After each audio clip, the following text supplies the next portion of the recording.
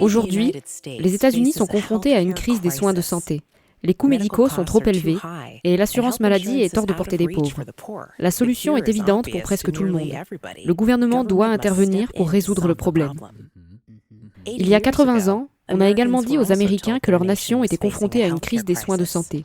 À l'époque, on se plaignait que les coûts médicaux étaient trop bas et que l'assurance maladie était trop accessible. Mais à cette époque aussi, le gouvernement a pris les devants pour résoudre le problème. Et il l'a fait. À la fin du 19e siècle et au début du 20e siècle, l'une des principales sources de soins de santé et d'assurance maladie pour les travailleurs pauvres en Grande-Bretagne, en Australie et aux États-Unis était la société fraternelle.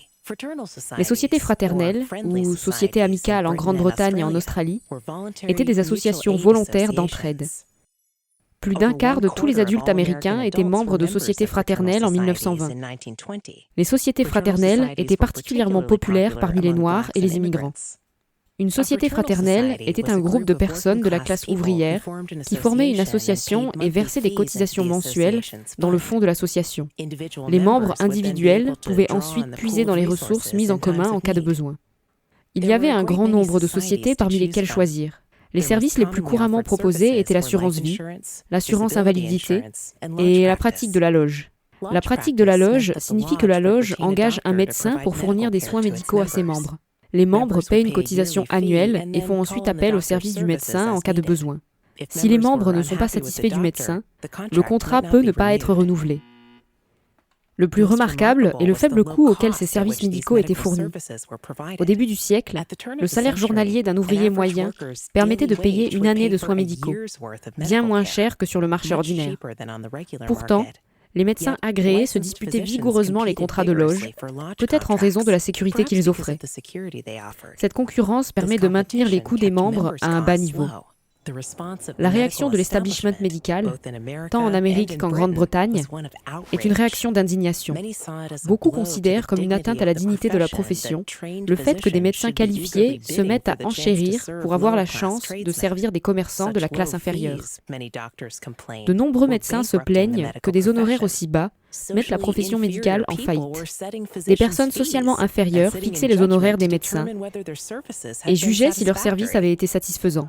Ils ont exigé que le gouvernement fasse quelque chose. Et c'est ce qu'il a fait. En Grande-Bretagne, les soins médicaux financés par l'État ont évincé la pratique en loge. Une personne de la classe ouvrière, désormais contrainte de payer des impôts pour des soins de santé gratuits, était très peu susceptible de payer également des soins de santé par l'intermédiaire des sociétés fraternelles. En Amérique, un processus similaire s'est déroulé.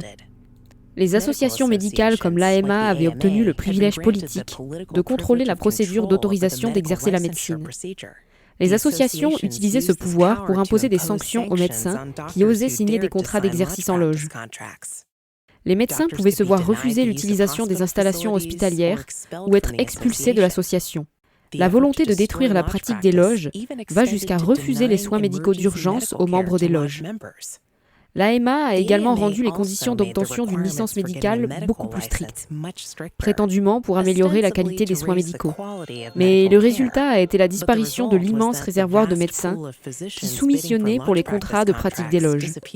Cette restriction artificielle de l'offre de soins médicaux a considérablement réduit la concurrence, ce qui a entraîné une hausse des prix. Les membres de la loge issus de la classe ouvrière ont été particulièrement touchés. Le coup de grâce à la pratique en loge a été porté par les sociétés fraternelles elles-mêmes. Le National Fraternal Congress a réussi à faire pression sur le gouvernement pour obtenir des lois fixant un minimum légal pour les frais d'adhésion que les sociétés fraternelles pouvaient demander. Le Congrès a peut-être agi ainsi dans l'espoir de bénéficier d'un cartel de prix. Mais grâce aux cotisations plus élevées, les sociétés ont fini par perdre encore plus de membres au profit des compagnies d'assurances industrielles et de l'État-providence qui ont fini par les remplacer. Collectivement, les interventions gouvernementales ont détruit le système de soins de santé et d'entraide et, avec lui, la disponibilité des soins de santé à faible coût pour les travailleurs pauvres. Nous ne pouvons que deviner comment la pratique des loges se serait développée si on l'avait laissé se poursuivre et quelles innovations nous avons manqué depuis que la concurrence dans le monde médical a été instaurée. Une chose semble claire, si nous connaissons aujourd'hui une crise des coûts des soins de santé, c'est parce que le gouvernement a résolu la dernière crise.